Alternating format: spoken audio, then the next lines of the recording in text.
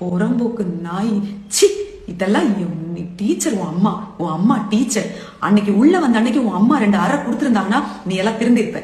நாய் நாய் சி. உண்மையிலே எங்க தெருவில் எங்க வீட்டு வாசல 4 நாய் இருக்குடி. நாங்க போடுற 4 பிஸ்கெட்டுக்காக அது அவ்வளோ அன்பா வந்து நிற்கும். நம்ம நாய்களெல்லாம் அந்த நாயோட கம்பேர் பண்ணக்கூடாது, நாயை கூட சொல்லக்கூடாது. எப்படி ஒரு பொம்பளை பொண்ணு தள்ளி விட்டுட்டு மெடிக்கல் இருக்கு, மெடிக்கல் இருக்கு, அவனை அப்படியே சிவத்தோட வச்சு அடிச்சு மெடிக்கல் இருக்கு போடின்னு சொல்லணும். முறை பிடிச்ச நாய் பண்றதெல்லாம் அசிங்கம். துப்பிட போற எனக்கு அவ்வளவு ஆத்திரம் வருது பார்த்ததுல இருந்து. அந்த பாதவி மூஞ்ச பார்த்தாலே அப்படியே செவில குடுக்கணும் போல வருது. என்ன திமிரு, நீ எல்லாம் எப்படி ஒரு வீட்டுல போய் வாழ்வ? நாய நாய நாய நாய நீ எல்லாம் எப்படி போய் வாழ்வ ஒரு வீட்டுல? உன்னெல்லாம் யாரடி நம்பி விடுவா? அந்த அவன் ஒரு எச்சக்கால நாய், மூஞ்சி முகரக்கட்டையும் பரதேசி பண்ணாட நாய். உன்னெல்லாம் யாரா இனிமே சீரியல்ல வாய்ப்பு கொடுப்பா? உனக்கு எல்லாம் நாய்களுக்கு தான் உட்காந்து இருக்காங்க காத்துட்டு. இந்த நாய்கள் எல்லாம் வெளியில வந்தா இன்னும் இதுல போய் ரிப்பன் கட் பண்றதுக்கு கூப்பிடுவாங்க பாருங்க.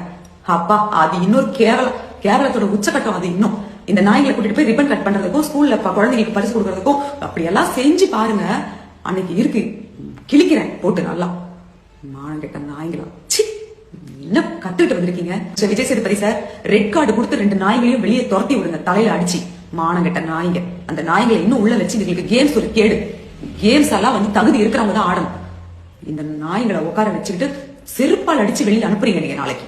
அந்த 2 நாய்களையும் தடவி விட்டுக்கிட்டு அதுங்க எல்லாம் வந்து ஒண்ணும் இல்லைங்க. ஒரு நீங்க வெளியே மட்டும் விட்டு பாருங்க, உங்களையே என்ன கிழிக்குதுன்னு பாருங்க, அப்ப தெரியும் உங்களுக்கு. அதுக்கப்புறம் சும்மா இப்ப வந்து சார் சார் சார் ஐயோ சார்னு சொல்றதெல்லாம் இதுக்குதான், மரியாதை எல்லாம் கிடையாது. அவ ஒரு எச்சக்கலை புறம்போக்கு நாய். அவ காசுக்காகவும் பேருக்காகவும் என்ன வேணா செய்யற நாய். அந்த நாயெல்லாம் அடிச்சு செருப்பால் அடிச்சு துரத்தி விடுங்க. அவங்களுக்கு என்ன ஆச்சோ என்ன ஆகலையோ அதெல்லாம் வேற விஷயம். ஆனா ஒரு ரியாலிட்டி ஷோல இத்தனை மனுஷங்க இத்தனை மக்கள் பாக்குற இடத்துல உட்காந்துக்கிட்டு அவ்வளவு தைரியமா அவ தள்ளி விடுறானா சொல்லுவாங்க தெரியுமா? வீட்டுல அடிக்காதவங்க வெளியில என்ன வேணா பண்ணுவாங்கன்னு சொல்லிட்டு அன்னைக்கு உள்ள வந்த அன்னைக்கு அவங்க அம்மா 2 அறை கொடுத்து என்னடி பண்ணிட்டு இருக்க, வந்தியா கேம் விளையாடு, மானம் போய்கிட்டு இருக்கு ஊர்லன்னு சொல்லி 4 அறை விட்டுட்டு போயிருந்தாங்கன்னு வச்சுக்கோங்களேன். இன்னைக்கு அந்த நாய் இந்த ஒரு பொண்ணு பிடிச்சி தள்ளி இருக்காது. எங்க வீட்டுல நான் என்ன பண்ணாலும் மாலை போட்டு என் கூடயே உட்காந்து புறணி பேசுவாங்க. அப்புறம் நான் எதுக்கு ஊருக்கு பயப்படணும்? நான் எவனை வேணா தள்ளுவேன், எவ்வளவு வேணா அடிப்பேன், எவ்வளவு வேணா எவ்வளவு கேவலமா வேணா பேசுவேன்னு சொல்லி இப்படிதான் இறங்குவாங்க. இதெல்லாம் வந்து எத்திக்ஸ் அப்படிங்கிற வார்த்தைக்கு வந்து ஸ்பெல்லிங் தெரியாது.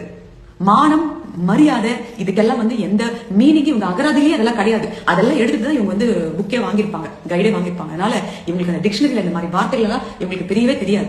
மானம் கிட்ட நாய்ங்க. இதை விட கேவலமான ஒரு ஜென்மத்தை நான் என் வாழ்க்கையில பார்க்க மாட்டேன். என்னை பொறுத்த வரைக்கும் எனக்கு ஆல்ரெடி அந்த ஜந்துவை பிடிக்காது. இனி என் லைஃப்ல எப்பவுமே அதை வந்து நான் பாத்திரக்கூடாதுன்னு மட்டும் தான் நான் நினைக்கிறேன். அவ்வளோ